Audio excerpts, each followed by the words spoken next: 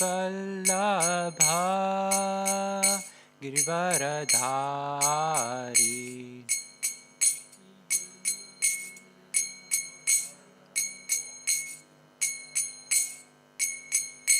Jaya Gopi Jana Vallabha Girivaradhari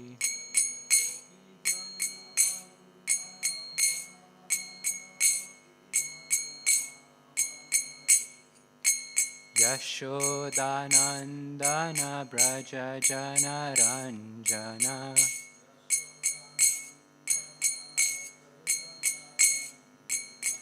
Yashodanandana Braja Jana Ranjana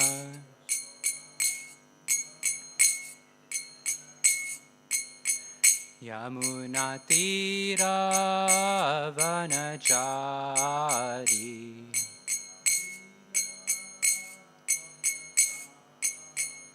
Yamunatira Vanachari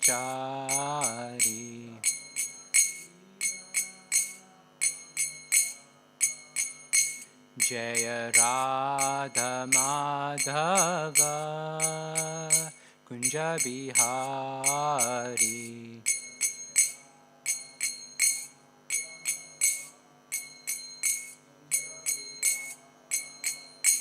Hare Krishna Krishna Krishna Hare Hare Hare Rama Rama Rama Hare Hare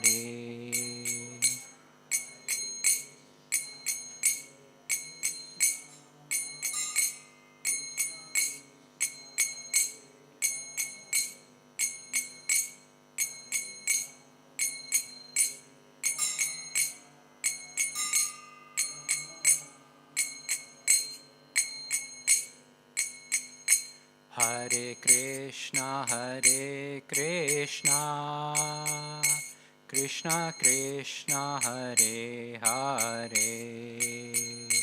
Hare Rama Rama Rama Hare Hare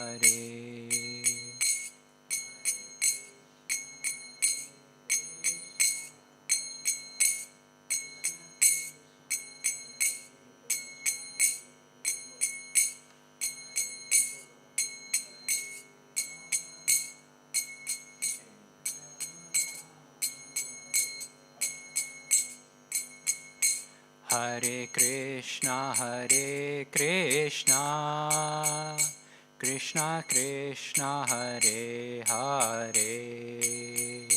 Hare Rama Rama Rama Hare Hare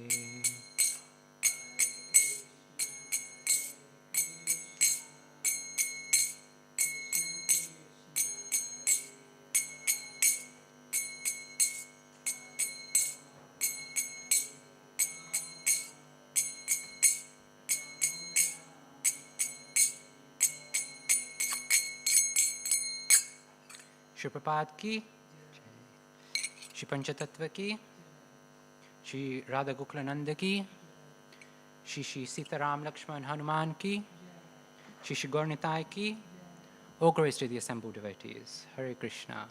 All glories to the assembled devotees. Hare Krishna. All glories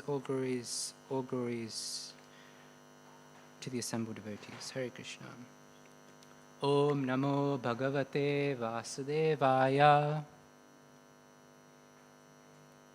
Om Namo Bhagavate Vasudevaya.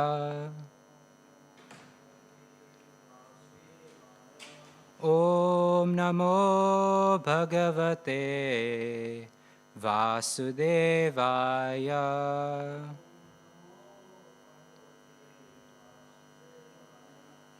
Okay. So reading from Bhagavad Gita, chapter 10, verse 21, and the chapter is entitled The Opulence of the Absolute. So the format is to read one line and then in Sanskrit, and then you follow. So that's 10:21.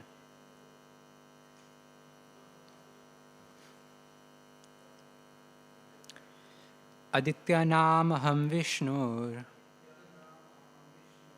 Jyotisham Ravir Anshuman Marichir Marutamasmi Nakshatranamaham Shashi Adityanamaham Vishnur Jyotisham Ravir Anshuman Marichir Marutamasmi Nakshatranamaham Shashi Adityanamaham Vishnur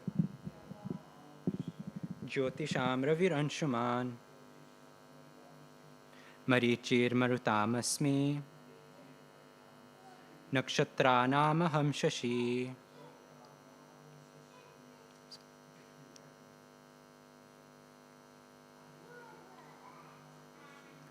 Adityanamaham Vishnur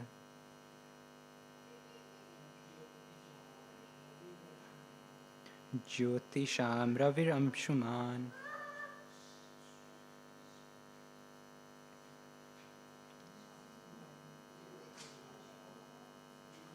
Marichir Marutamasmi Nakshatranamaham Shashi. Would you like to try?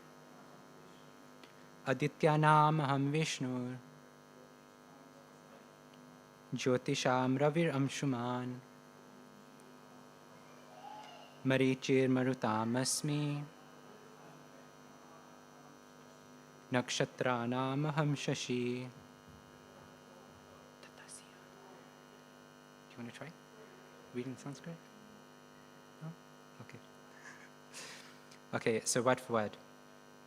Adityanam, of the Adityas. Aham, I am.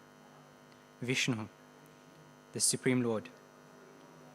Jyotisham, of all luminaries. Ravi, the sun. Amshuman, radiant. Marichi, Marutam, of the Maruts. Asmi, I am. Nakshatranam, of the stars. Aham, I am. Shashi, the moon. Translation and purport by His Divine Grace A.C. Bhaktivedanta Swami Srila Prabhupada Ki Jai. Translation. Of the Adityas, I am Vishnu. Of lights, I am the radiant sun.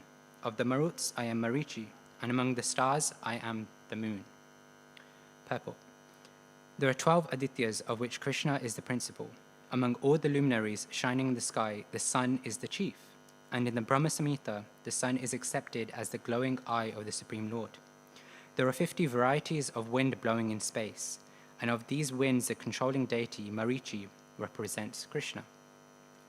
Among the stars, the moon is the most prominent at night, and thus the moon represents Krishna. It appears from this verse that the moon is one of the stars. Therefore, the stars that twinkle in the sky also reflect the light of the sun. The theory that there are many suns within the universe is not accepted by Vedic literature. The sun is one, and as by the reflection of the sun, the moon illuminates, so also do the stars. Since Bhagavad Gita indicates herein that the moon is one of the stars, the twinkling stars are not suns but are similar to the moon. Mangalashan. Om Jnanatimrandasya Jnananjana Shalakaya Chakshurunmilitam Yena Tasmai Shri Gurave Namaha Shri Chaitanya Manobhishtam Stapitam Yena Bhutale Swayam Rupa Kadameyam Dadati Swapadantikam Vandeham Shri Guru Shri Utapadakamalam Shri Gurun Vaishnavamascha Shri Rupam Sagrajatam Sagana Raghunatanvitam Tam Sajivam Sadhavaitam Savadutam Parijana Sahitam Krishna Chaitanya Devam Shri Radha Krishna Padan Sagana Lalita Shri Vishakhan Vitamascha He Krishna Karuna Sindhu Dinabandhu Jagatpate Gopesha Gopika Kanta Radha Kanta Namostute Tapta Kanchana Gaurangi Radhe Vrindavaneshwari Vrijabhanu Sute Devi Pranamami Hari Priye Vanchakalpatarubhyascha Kripa Sindhyubheva cha Patitanam Pavanebhyo Vaishnavebhyo Namo Namaha Namo Vishnupadaya Krishna Prishtaya Bhutale Shrimate Bhaktivedanta Swami Nityanamine Namaste Saraswati Deve Gauravani Pracharine Nirvishesha Shunyavadi Paschatya Deshatarine Jai Shri Krishna Chaitanya Prabhu Nityananda Shri Advaita Gadadhara Shivasadi Gaura Bhakta Vrinda Hare Krishna Krishna Krishna Hare Hare Hare Rama Rama Rama Hare Hare. Thank you all for joining. Thank you to our special guests. And also thank you to everyone watching online. Please pray that whatever I speak can be of useful, beneficial, and purifying for all of us, especially myself as the teacher or the speaker.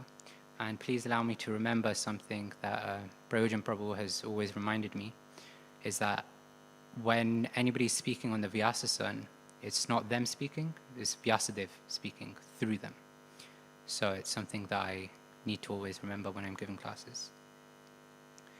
So, Bhagavad Gita 10:21, I'll just reread the translation and then we'll go through it. Of the Adityas, I am Vishnu. Of lights, I am the radiant sun. Of the Maruts, I am Marichi. And among the stars, I am the moon. So, so that everybody is on the same page with what this verse is, kind of the context behind the verse. So, in Bhagavad Gita chapter 10, from verses 16 to 18, Arjun's actually expressing three desires to Krishna. The first is for Krishna to show his divine opulence. The second is how one can always think of, remember, and just meditate on Krishna as the Supreme Lord. And the third is to showcase Krishna's mystic powers of opulence. And he specifically also adds at the end, the more I hear, the more I want to taste nectar of your words. So right off the back, setting the scene here for this verse, Arjun's already kind of indicating three things. One is that Krishna is the Supreme Lord. Second is that from his perception, what we should be doing as part of one of our main thing for life is that we should be finding ways to always think of Krishna. And that doesn't necessarily mean that one just sits and meditates 24/7, goes to the Himalayas, etc. But how can Arjun see Krishna whilst he's fighting, etc., as well? Or how we can see Krishna whilst we're working with family, etc. And then the third thing, which I think is most profound in setting the scene, is that the more one hears about Krishna, Krishna's form, qualities, pastimes, the more one gets attracted to Krishna.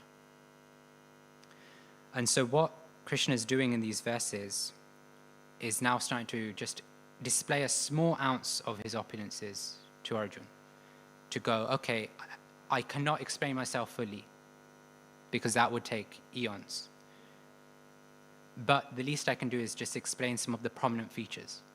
Explain how you can see me in the most prominent ways. So the first one, if we take them in turn. So of the Adityas, I am Vishnu.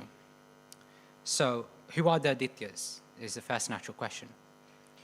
Now, the backstory is, so there's a prominent person, Kashyapa Muni, and he has multiple wives, of which there are two, Aditi and Diti.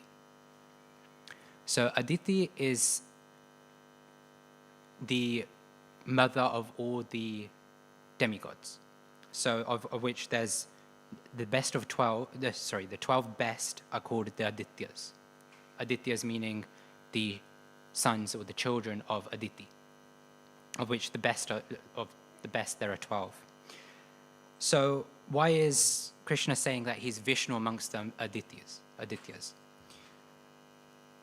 So originally there were 11, and there's a story whereby actually a prominent demon, Bali Maharaj, he is a son of Diti, who is the mother of the demons.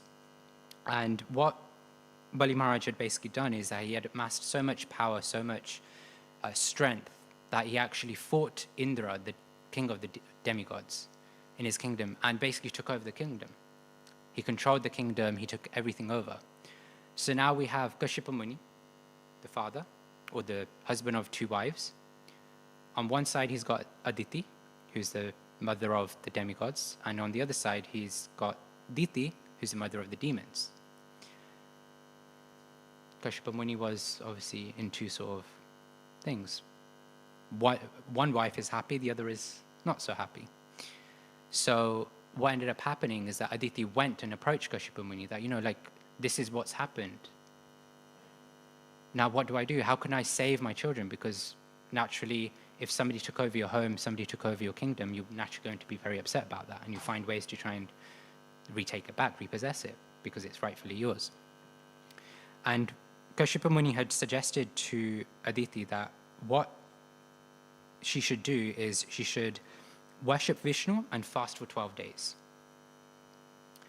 And after that fasting, after the worship, Vamanadev was born. Vamanadev is one of the avatars or incarnations of Krishna or Vishnu. So therefore that's where the Vishnu aspect comes from, whereby the son of Aditi is Vamanadev, who is Vishnu. So what did Vamanadev do? Here is Aditi trying to take back the kingdom from demons, Bali Maharaj, who stole it from her children. How is a son going to, a born child going to solve anything? Natural question. So Vamanadev, the actual terminology of Vamana means dwarf, right? So he's actually very small. Like we have new kids joining us in this session. So probably similar to Batman over there, similar size and height to him. And so as a dwarf, he's obviously very small. But he's also a Brahmana. So he goes up to Bali Maharaj, whilst Bali Maharaj is performing a yagna, a sacrifice, to create even more power and take over the entire creation. And Bali Maharaj, so this is a stark difference in that age, this age. Bali Maharaj, even though he was a demon, he was a very righteous demon. And what I mean by that is that he understood the morals and the principles behind how to treat a Brahmana, how to treat other people, etc. So here's a Brahmana coming up to his residence, and one of the things that we should do when a Brahmana approaches our residence is offer them in charity, offer them a place to sit, etc., etc. So he was naturally doing all of that. I'll keep the story short just for convenience, because I think there's a specific part which is probably more interesting for people in the verse. And so, he offers Vamanadev, okay, what would you like? I can give you anything. I mean, he's the king of heaven, he's the king of the universe, he can give anything. And he was very accommodating and understood his principles. Vamanadev asked for, actually, let me ask, what would people ask here? If you were in Vamanadev's position where the king of the universe said that he'd offer anything to you, what would you ask for? Peace for yourself, from your wife, or from... Okay, anyone else? What would you ask for?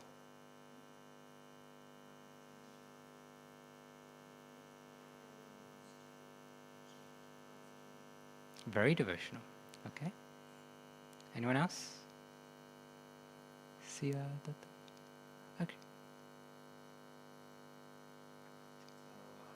Eternal life? Okay, fair enough. That's a fair point. Go on.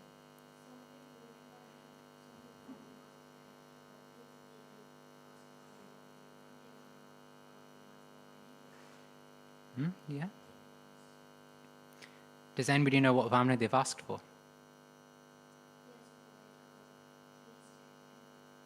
Yes. Yes. Very, very well done. 3 footsteps of land. Let's count, right? dwarf, probably the size of my palm. Let's just start from here. 1, 2, 3. That much land. I could not do that. But he did anyway. Bali Maharaj was like, are you sure? Like, I could give you so much more. I can give you palaces. I can give you lots of women, whatever, Money, as he said. No, he was satisfied with 3 footsteps. So he gave 3 footsteps. And now here we go. Here's Vamanadev who's going to take his first footstep. Expands beyond the universe. His first footstep takes over all of the heavenly kingdom. Gone. Half the opulence that Bali Maharaj has, gone. Second step, it extends all the way to the edges of the universe. Entire kingdom gone. Where does he keep his third footstep? The answer is on Bali Maharaj's head. So the aspect here is that Bali Maharaj, despite being a demon, he was very pious, he was very righteous, he understood his morals. He promised 3 footsteps of land. Okay, his entire kingdom got wiped out in 1. The entire existence got wiped out in the 2nd. All he had left with the 3rd was himself. So he happily gave himself to Vishnu, to Vamanadev. So that's point 1. Second one, of lights, I am the radiant sun. So, simple one, really. If you look at all the lights, like we've got chandeliers here, we've got lights, lamps.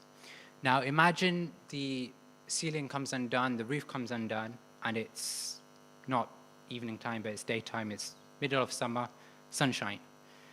Now, are you really going to see a difference between the chandeliers and the lights being on if the sun is shining? No, right? So the aspect here is that of all radiances, if the sun comes into the picture, the sun is naturally going to completely take over all of light. So here, what Krishna is saying is that he's the greatest source of light, basically. Third thing, of the Maruts, I am Marichi.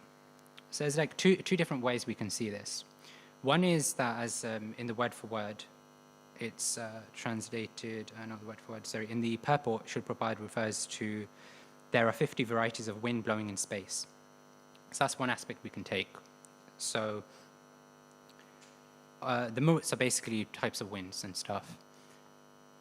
And Marichi is the deity of the winds.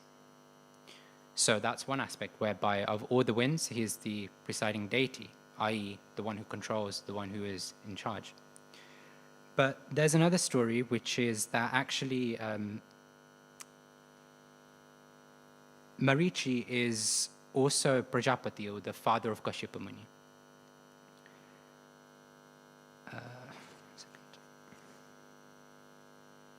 And so being the father of, so Prajapati is basically the one who created or like gave birth to all the children, or the Praja basically. Praja meaning the population, right? So that's the other aspect, but you could see it this way, that he is Marichi of all the Maruts, so therefore he is the Prajapati of all population, meaning he is the seed-giving father of everyone. And now we come to the fun part of the verse, at least for me. Among the stars, I am the moon. And as we read in the purport, Srila Prabhupada, and I'll repeat for the benefit of everyone else. Among the stars, the moon is the most prominent at night, and thus the moon represents Krishna. It appears from this verse that the moon is one of the stars. Therefore, the stars that twinkle in the sky also reflect the light of the sun. The theory that there are many suns within the universe is not accepted by Vedic literature. I repeat, the theory that there are many suns within the universe is not accepted by Vedic literature. The sun is one, and as by the reflection of the sun, the moon illuminates. So also do the stars.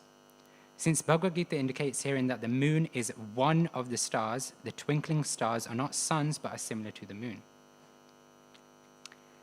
That is, I don't know how much science people know in this room, but one of the big things is that the moon is not a star, The two are very different in science, modern physics, modern science. So I'm going to start this with a very orthodox question.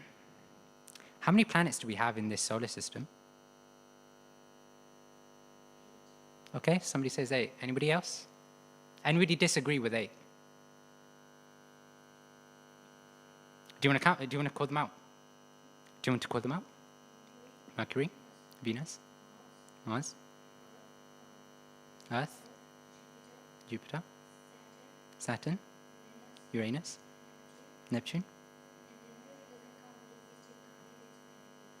Wow, I'm surprised you know that. Okay, so are you going with 8 or are you going with 9?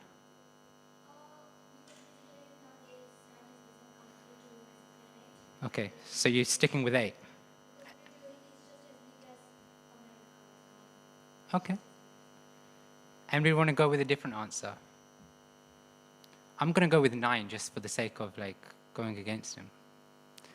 So who's right? Who's wrong? Who decides who is right, who is wrong? Let's ask that. Who decided that Pluto is not a planet? Did Krishna decide? Who decided? Scientists.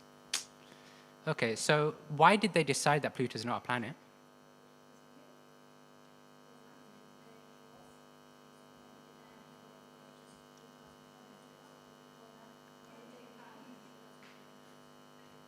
Okay, but Mercury is pretty small too.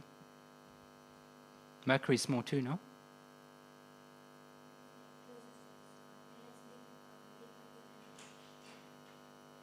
Okay.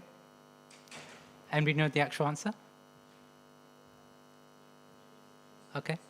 So what defines a planet? Let's go with that. What defines a planet?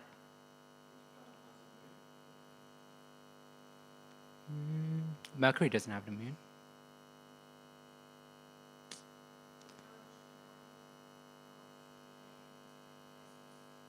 Okay, does Mars have gas?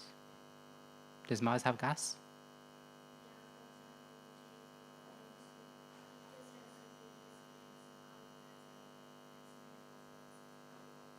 Okay, I want somebody to get a mic for him.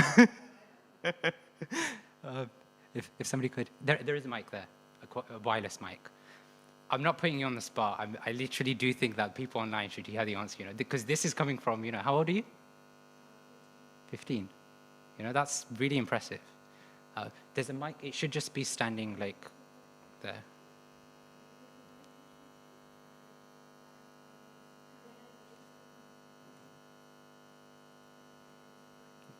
Just test it. Okay. If you,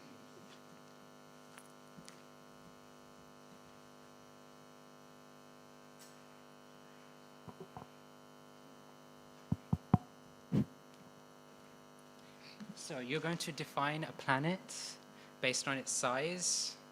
What was the other thing? So somebody mentioned moon, but we kind of said that. Oh, gases and land, right? Okay. Orbit the sun. Okay. So I'm going to put everybody on the spot here. You're believing that there are 8 planets in the solar system when you don't know what a planet means, you don't know the definition of the planet and solar system. Whew. I can't believe the Vedas, but I can believe scientists that I have no knowledge about. Whew. Anyway, that's nothing against the people in this room or online, but it shows that actually science is not science because it's faith. It still is faith. So, definition of planet, and I had to research all this myself, so I'm not like, anyway. They're defined by 3 things. In 2006, they defined a planet by 3 things. One is orbit around the sun, right?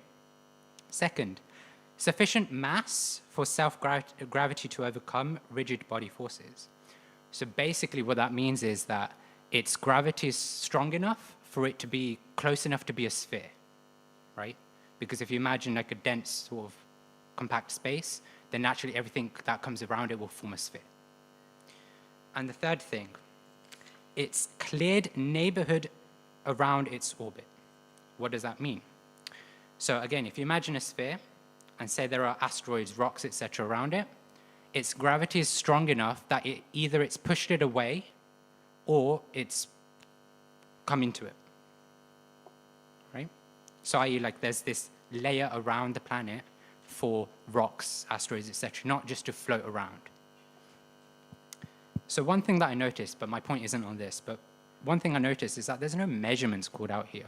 That might be because the source that I looked at doesn't have measurements in there. That is fair enough. But if I look at it, it's like, well, what defines neighborhood? You know, like 50 kilometers, 1 centimeter, whatever, you know? I mean, it might just be that the sources that I have access to don't give the numbers, so that's fair enough. So the reason why Pluto is not classified a planet in 2006, when they defined what planet means, is the third one, that it can't clear the neighborhood orbit. I.e., when rover, whatever it was, went close to Pluto, it saw that actually there were rocks, etc., floating in very close vicinity of Pluto. So now I have a problem here. The problem is that Pluto was termed a dwarf planet at the same time that they decided to term planet. They decided what the definition of a planet is based on the fact that Pluto has this ring of asteroids or whatever. Doesn't that sound very non-scientific? I'm putting everybody on the spot, and I'm fully down for all the curses to come at me, you know? But to me, science was fact-based. This is what it is, and then this is how you do this, that, and the other, and it all makes sense. But here we're looking at Pluto and going, hang on, if we define Pluto as a planet, then that means this over here is also a planet, that over there is also a planet, this, that, like hundreds of planets come into the picture. But to avoid that, for convenience, science has called Pluto a dwarf planet. Faith or religion, science is also a religion. I'm bold. Yes. Good. Yeah. If you had something to say, because I think you did. I was saying that now, like as you say, that planet is defined as 3 things. One was orbiting as well. So Pluto also orbits the sun. So basically, I think science has to be perfect that Pluto is planet or not. Basically now I think that Pluto is a planet, and Pluto needs to be counted as planet because these 3 things are already in Pluto. For example, it does orbit the sun. It does have weak gravity, but it still have gravity that can jump or like 10 feet. And the second is mass. You said it does have mass. Or like No. The third thing is that it has enough gravity for it to pull its close things into it. Pluto doesn't have that. Yeah. That's why it's not a planet. So it meets the first one, it orbits the sun. It meets the second one, that it's got enough gravity to be a sphere, but it doesn't have enough gravity to pull other things that are close to it into it or push them away. Yeah. So it's not defined a planet, but the term of planet was also defined off the back of what they found out about Pluto. Up until that point, and you can research this, I'm fully down to be corrected on this, but Pluto was obviously considered a planet, thus the 9 planets in the solar system. But until they made this discovery that actually, if they consider Pluto a planet, then it's not strong enough to have its own gravitational thing. And what's the difference between Pluto and these other, like, I don't have the names, but there's other like asteroids and other bodies that are very similar. So then they went, okay, we need to define what a planet is, and then we can call it a non-planet. I think Pluto is smaller than a moon of Jupiter or Saturn. There is a moon named Titan. I think it's one of Jupiter or Saturn's moon, but they say that Titan is bigger than Pluto. So if they basically say Pluto is a planet, then they also need to consider Titan as a planet as well, because Titan is bigger than Pluto. That's a good point, yeah. Maybe the fact that it's a moon might have made it different, but yeah, it's an equal valid point.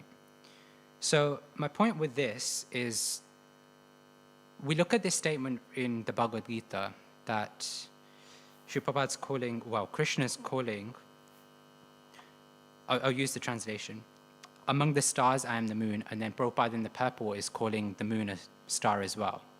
So we look at it from a scientific point of view, and we think, what nonsense, this Gita is nonsense, like how can I believe this?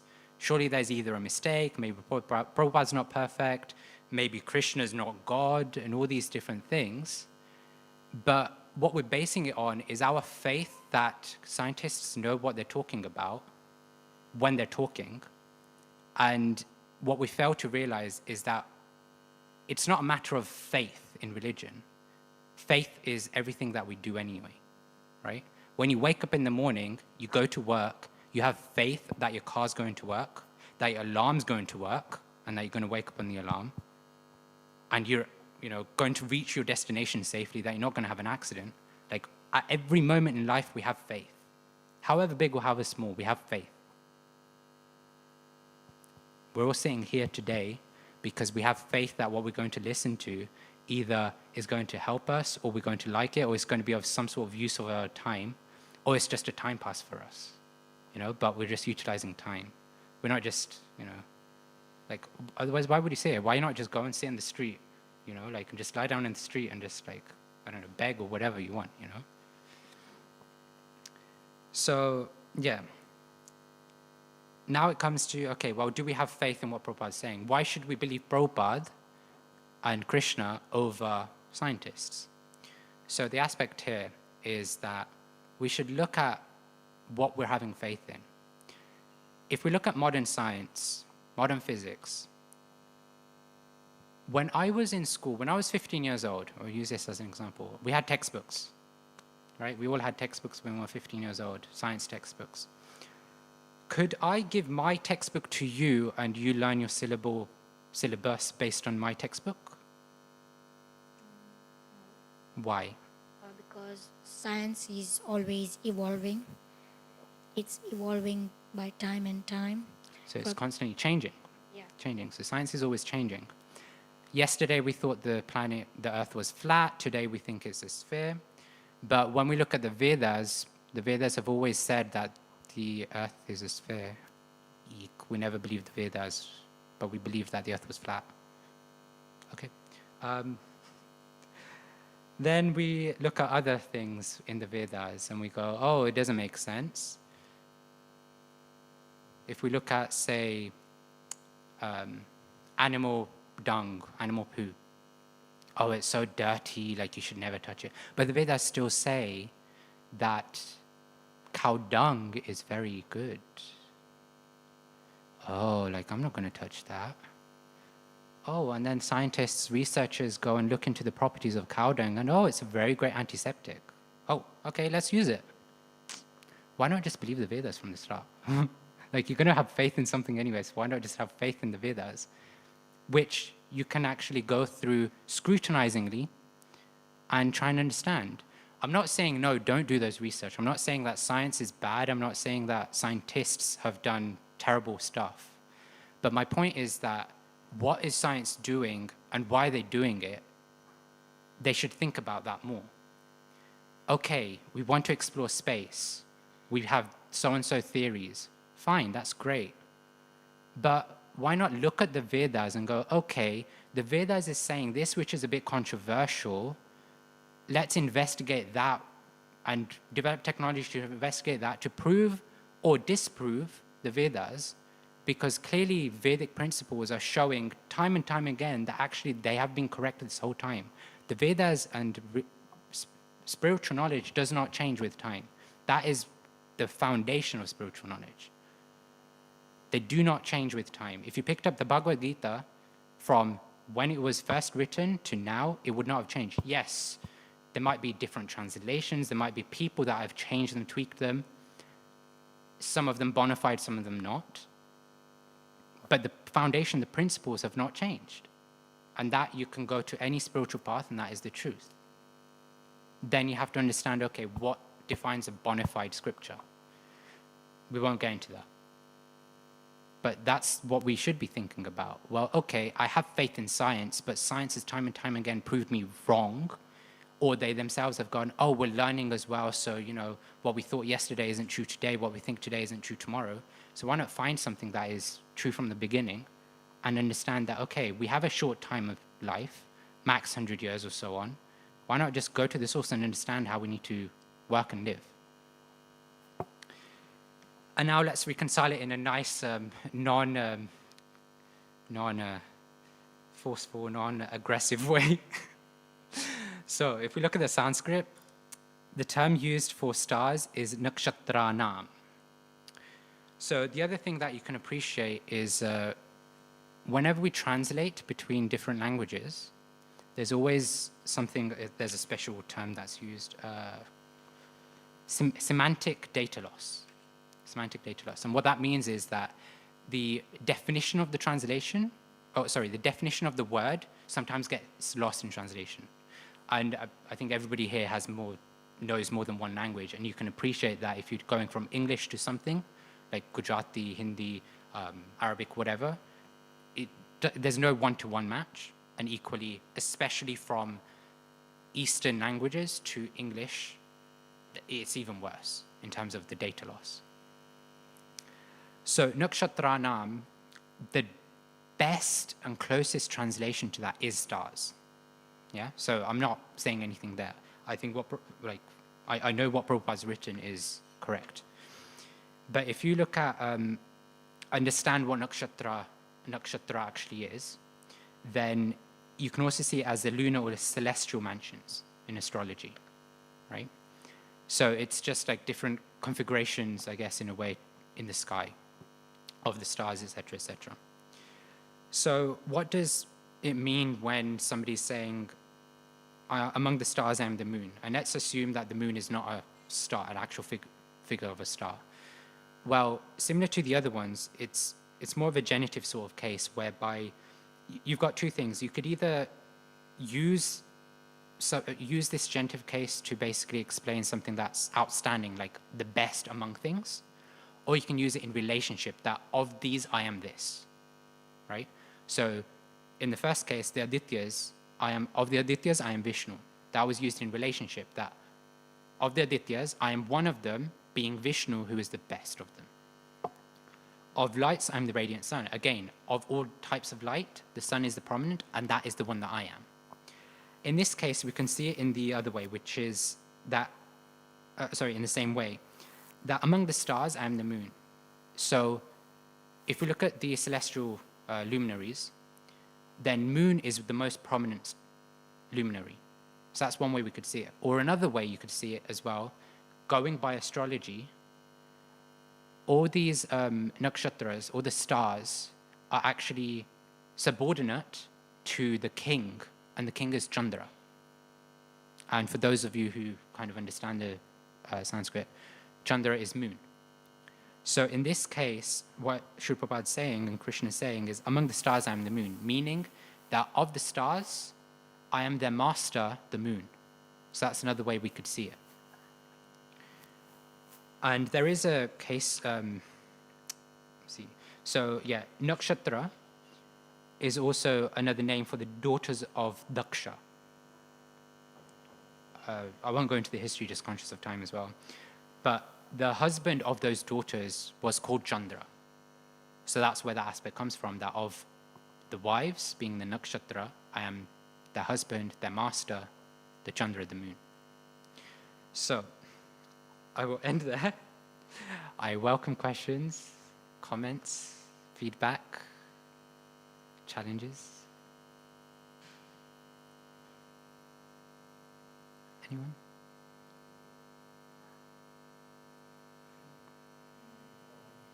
Yeah.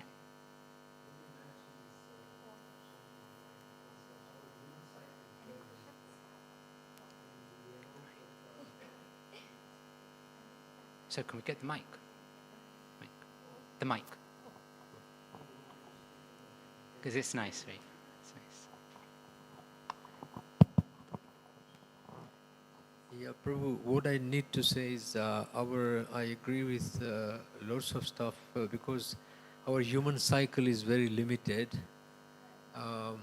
it's limited to so many years. And within the Veda, and if you look at the history predominantly and the evidence that is there, it cannot be disputed. I mean, over and over again. I mean, even if you look at the Kurukshetra, where the Bhagavad Gita has been mentioned, where there is a war that happened, and there is evidence today in within the science community as well. They have proven that this earth has had these upheavals, which was in the past, and over and over again, it proves the things that there is evidence, enough evidence. There is scientifically, even mathematically. There is so much. I mean, we can probably go on to even mention even Hanuman Chalisa is a distance between the planets has been mentioned, and they've proven today that those distances are they cannot be disputed. So we, like you mentioned, we have got this rich heritage which is for everyone in the earth to share. By the same token, we should look at it and study it as well. And I think science community, scientific community today realizes that, and it's fantastic. Really, that's all I wanted to say. Thank you. No, you raise a very valid point.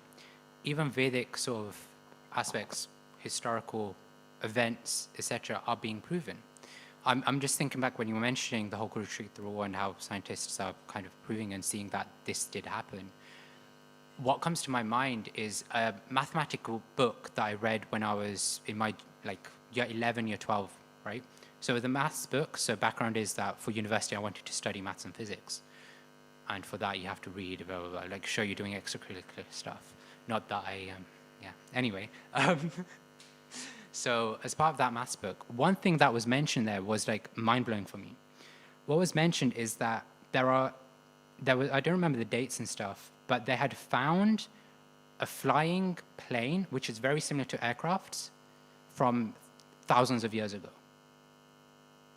That's not in a religious book, that is in a maths reading book with sources and references and so on. So then we think about like the Wright brothers and all these, the whole 18th century, 19th century, whatever it is. And we're going like, oh my God, like they create planes. Well, hello, like Vedas tell us how to create aviation. Like the Vedas actually, I'm kidding you not, if you want to go through the Vedas, if you understand them and read them, and you have the intellect to kind of process it, you can create aviation, you can create flying planes by understanding the Vedas. This isn't a maths book that we're learning all this, and yet today, like whenever you speak to scientists, they're like, oh no, like modern technology is so advanced, no civilization in history was this advanced, but it's like bogus.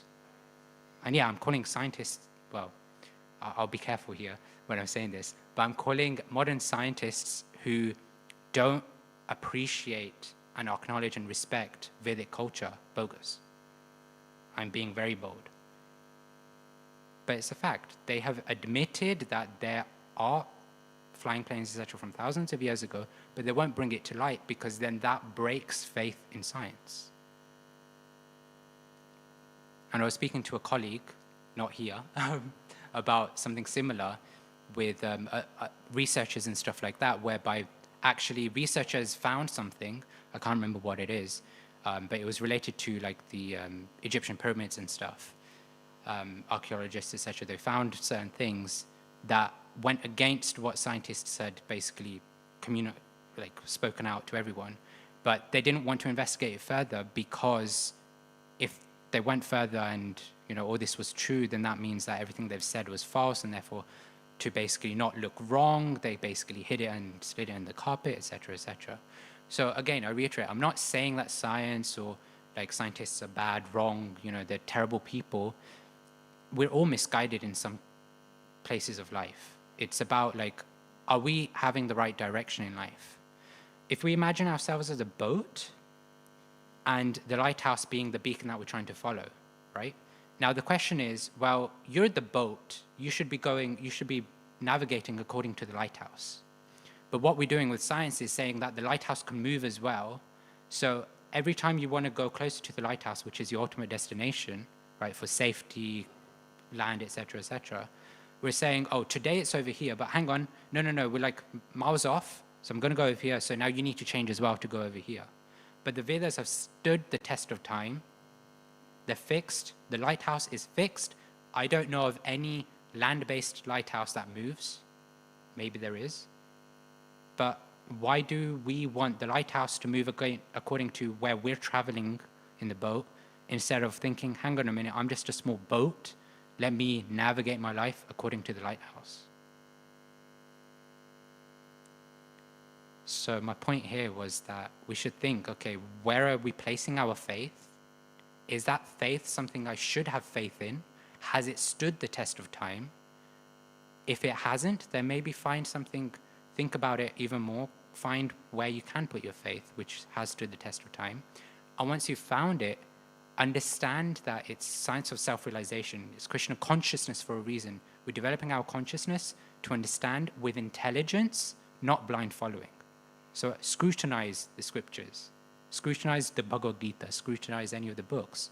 Understand what it's saying. Only if you don't understand, go to somebody who has more knowledge. Brahmacharis, senior devotees, etc. We've spent so many years in this life, just this life alone, just following what science has told us. Every year, something new happens. Every year, it changes. Are you not fed up or like bored of that? Like, I just want something fixed in life. Personally speaking, I'm not saying everybody has this. But personally, I just feel like I should have something fixed. I should have a clear goal and clear direction in life. And if I don't have that, then like I'm always going to be in anxiety, because it's like, well, I'm doing this today, but tomorrow they'll turn around and say, oh, this isn't the best way to do it. It's this way. So then, okay, I have to relearn everything, go according to that. Like we've got youngsters, we've got elderly, like it's never too late to think, okay, let me properly find a beacon that is stable and fixed and invest time in that. So yes, we are over time, but any other questions, comments? Okay. I apologize if I've said anything which is too harsh, wrong, incorrect. Oh, yes. Do you want to take the mic?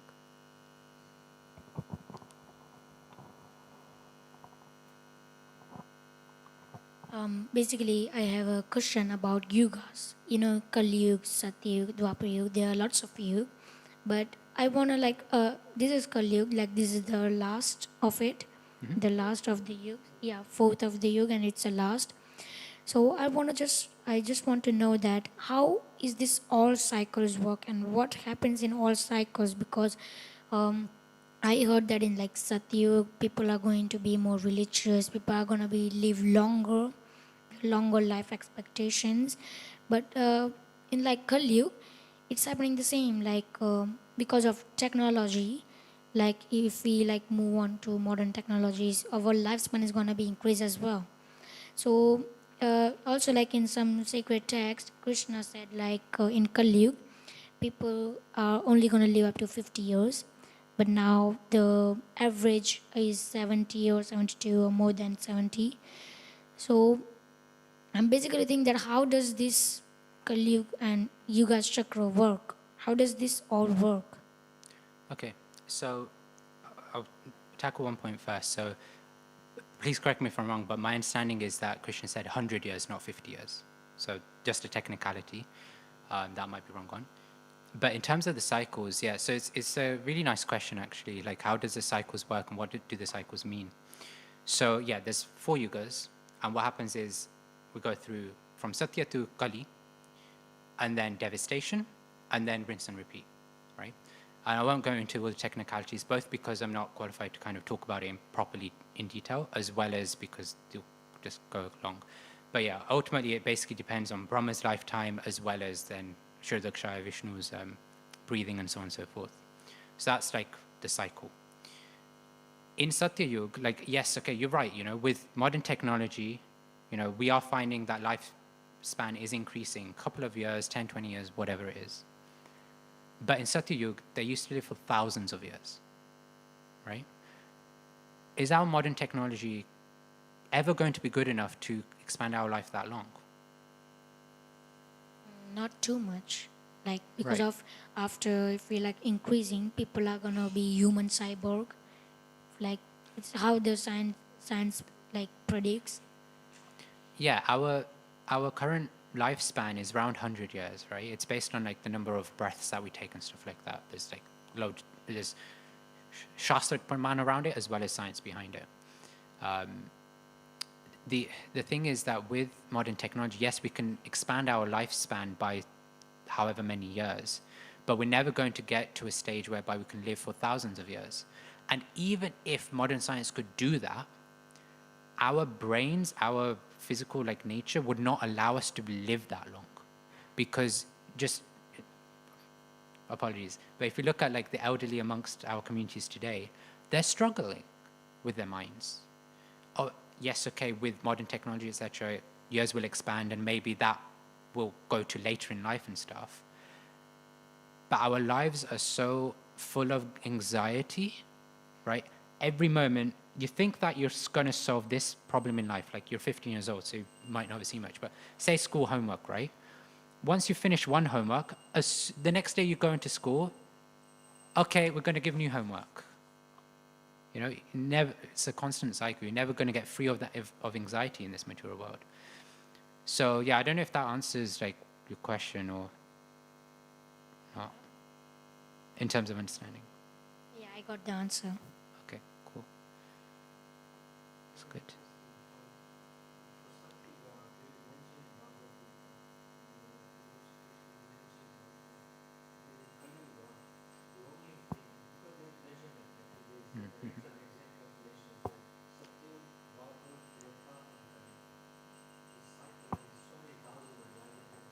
Yeah, yeah.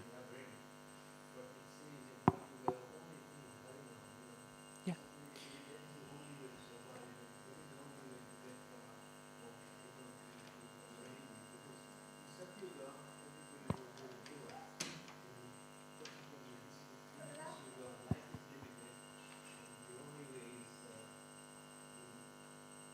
Yeah. Yeah, it comes down to like what is the purest activity that we can do in each yuga, because when you're living for thousands of years, you can do something like tapasya, meditation. You know, standing like we've all seen pictures and probably like Mahabharata, or not Mahabharata, but like series and stuff with people standing in the Himalayas, 1 foot, you know, meditating Om or Vishnu, Shiva, whatever it is. That is possible then, because to do that sort of meditation, this is going to get a bit too much actually, but anyway, I'll simplify it. If you imagine our time scale, right? 1 second, 2 second, 3 second. The higher planets, they also have a 1 second, 2 second, 3 second. But if you married them up, their 1 second is like our years, you know? So in order to even get their glimpse on us for 1 second, we have to do something persistently for so many hundreds of years, thousands of years, whatever it is. We can't do that now because we're only living for 100 years, right? So that's kind of out the window. You can still try, right? But it's not going to be fruitful. So the next yuga is sacrifices, yagnas. In those days, money was very opulent because people were more righteous, as Prabhu was mentioning. The demigods were giving sufficient food, water, rain, all these different things that we need to live. It was in abundance, abundance meaning that there was a lot of it present. So in that era, you could perform sacrifices, which, according to Shastra, requires so much input. Horse sacrifices, whatever. But now, max we can do is something like, if we push it, then we can give our salary of, I don't know, I think the average in the UK is like £27,000, pre-tax, pre-NI, etc. Right? Let's say 30K that you can put in. What's that going to get you?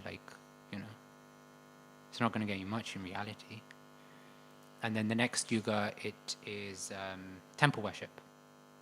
Constructing big temples and then going to the temple, worshipping, etc. We do that today. All of these we do to some degree today, but the most prominent in Kali Yuga, the most readily available, is chanting of the Hare Krishna Mahamantra. People, and I've had this with my mom, like, oh, like, people, the Hare Krishna has made up the Hare Krishna Mahamantra, but actually it's written in the Vedas. It's written in one of the Upanishads. I can't remember. I think it starts with a K or a U, the Upanishad's name. But yeah, it's written there that this is like a bona fide mantra, you know. So we take that. So that's why devotees, you know, those who are initiated or looking to be initiated, they'll chant 16 rounds of the Mahamantra on beads. We do kirtan, right? Chanting and glorifying the holy name, glorifying Krishna, is what purifies us and our existence, so we can exit this world of anxiety and go to Vaikunta, which is without anxiety. And like now I have like 2 questions, but let's make the first question. My first question is, as we know that nowadays, like in Hinduism, let's just say like there are some of the traditions like sacrificing animals, like for Kali Mata they sacrifice a goat or any animal. Did the God says that sacrifice an animal to please me? Did God said that? $1 million question. What do you think? Huh? What do you think? I don't think, because in even Bhagavad Gita it says that killing an animal for our own sake, killing someone for our own sake is bad. Okay. Then why are we like killing animals for God? Why are we sacrificing them? Okay. So remember, like about 2 minutes ago, I mentioned that in Dwapara Yuga they used to perform sacrifices, including horse sacrifices. Do you think that was not religious? If we like basically says, I think not, because in Bhagavad Gita it says killing someone for our own sake is bad. Okay. The Vedas still say, because they don't change, that horse sacrifice is a thing.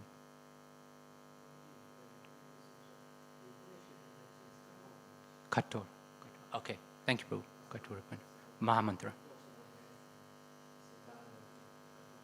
Kator. Thank you, Prabhu. Thank you. But yeah, so that's in the Vedas. So are we saying that the Vedas are wrong? No, You're I'm with not saying. devotees.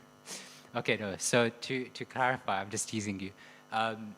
The thing here is that yes, they're mentioned in the Vedas, horse sacrifice, this sacrifice, etc. But they're not. They are definitely not for the Kali Yuga. And the reason for that is that those sacrifices were not to kill the animals. Those sacrifices were in place. So if you had a sacrifice, a yagna that was taking place, to test that the brahmanas were qualified as brahmanas, they would perform a sacrifice of an animal.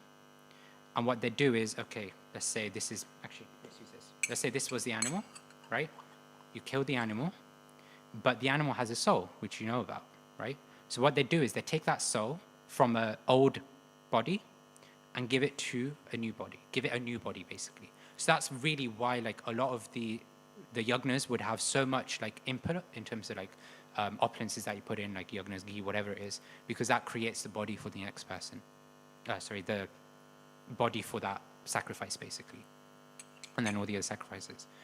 So that's what the actual Vedas would say, is that you test the brahmanas. Now, why do you need to test brahmanas? What is the test of brahmanas? It's that Sanskrit as a language is, by definition, Devanagari is the actual term for Sanskrit. Devanagari is Deva, is gods, demigods. Nagari is the word. So it's the word of the demigods. It's the speech of the demigods.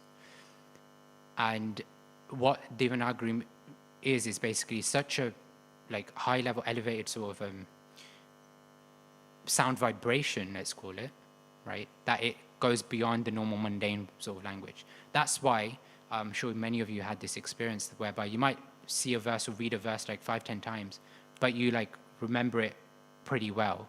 Like you might not remember it perfectly, but you remember it pretty well. But with other languages, it's actually usually very difficult to remember like even 5-6 words.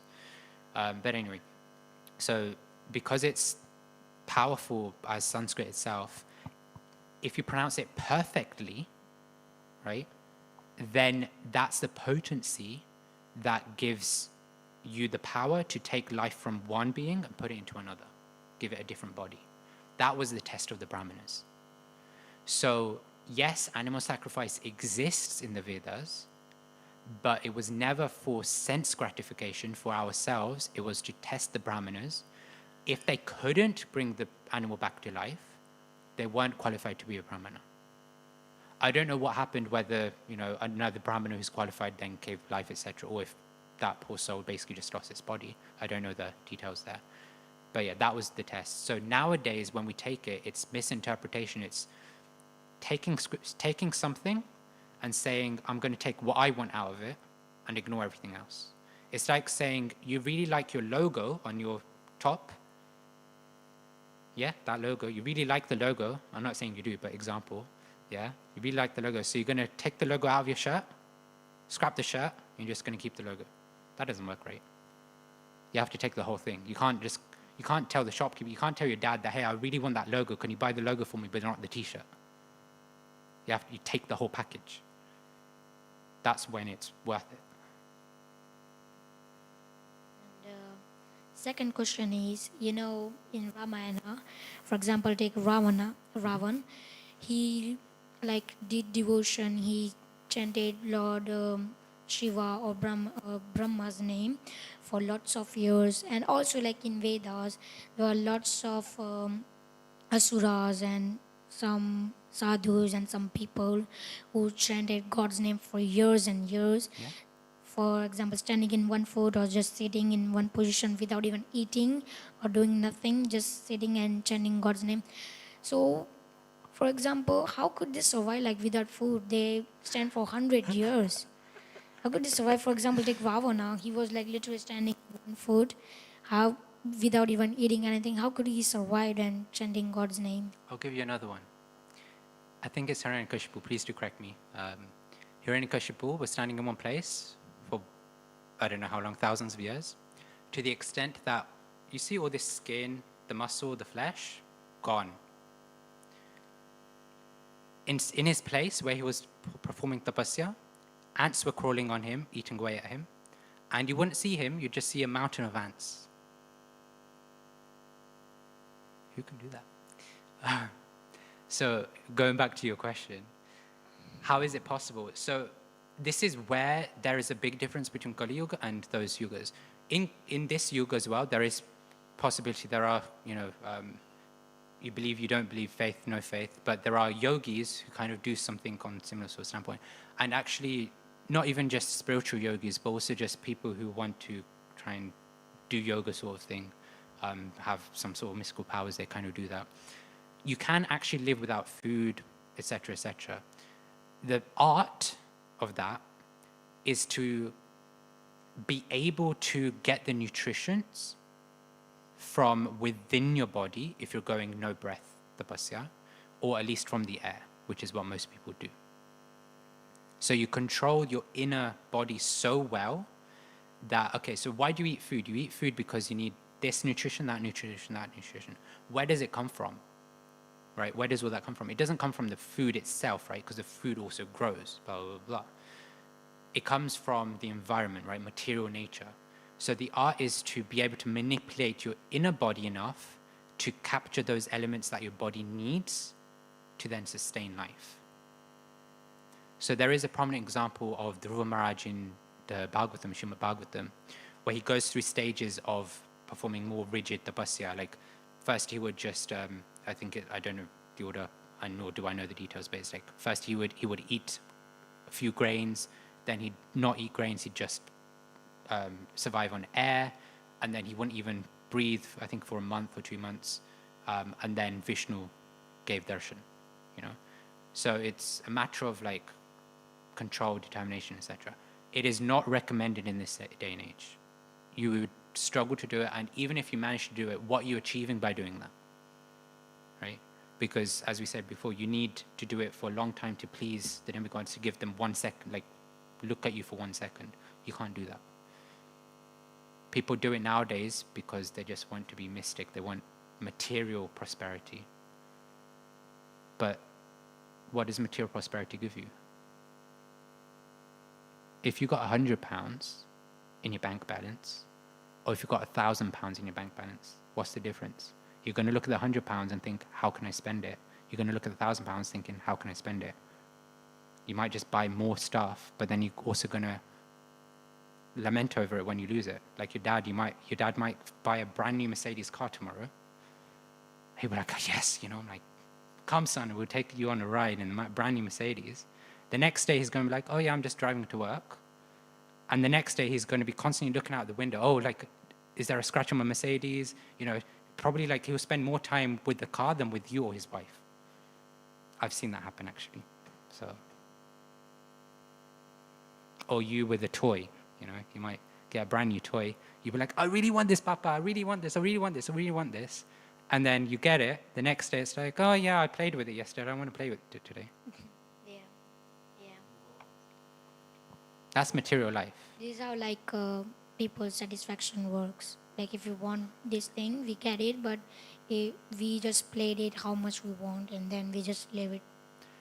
Yeah, because we all are seeking for happiness, and we think happiness comes from the objects that we acquire or the relationships in this world that inevitably die out in some way, shape, or form. Either bad blood, right? Parents having an argument, they split up, divorce. Or we don't like our parents, therefore I don't want to live with them, blah, blah, blah, whatever it is. Or objects, etc. And we think that gives us happiness. We endeavor for it. Not saying it's wrong, but you endeavor for it. You find a small piece of happiness and a lot of suffering with it. But you still try again and again and again because you think, okay, maybe this person was wrong. I shouldn't have engaged with this person. Maybe this toy, this car, remote control car was not where my happiness. Maybe my happiness is in that piano over there. Okay, maybe not the piano. Maybe it's in the guitar. Oh, maybe it's not music at all. Maybe it's, a plane or whatever it is. You just keep changing because we don't know how to find happiness. We don't know what real happiness is. So if we want to be happy, we should think about everything that we've done in life and go, okay, like, I've tried this sort of relationship, that hasn't helped me. I've tried family, it's helped me. I'm like really looking forward to like spending time with family. I think they're like, this is where my happiness is.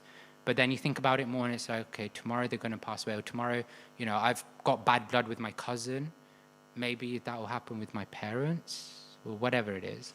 So it's not that we say no to any of those things, but the art is how do we bring the happiness into the relationships? How do we bring happiness into our current life?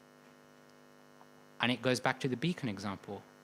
If your beacon's constantly moving, your happiness or your perception of where happiness lies is going to constantly move. What you think is going to give you happiness will constantly change because the target, the beacon, right, the lighthouse is constantly moving. But if your lighthouse is fixed, you know that whatever you do in life, you're 15 years old, you've got a lot of life still left to live. You can go, okay, I want to find out what that lighthouse is. I want to learn about the lighthouse. And then, okay, I'm going to try and mold my life in a way that I can live life, but keep moving towards the lighthouse. And I don't know if you've ever heard this example, but if you imagine a plane that's flying in the air, it has a flight path, right? From London to India or to New Delhi. It has a flight path. How much do you think it stays on that flight path? I don't remember the numbers. I don't know if anybody does. No? Okay. I think it's something like only 70% of the time it's actually on its flight path. Otherwise it's doing this. It's always trying to get along, like, oh, it's gone too far east. Okay, let me bring it back to the flight path. Oh, now I've gone too much this way. Let me go that way. You're constantly moving to try and align with the flight path because the flight path, it's not about staying on the flight path. It's about moving in the direction of the flight path. And as long as, you can't control where you've started from, but as long as you end where the flight path ends, that's all that really matters. But the closer to the flight path you are, the better your life will be because now, you're on track, right? So you're 15 years old. Right now, your focus is on studies and developing a bit of spirituality, right? A bit of Krishna consciousness, which, father? No?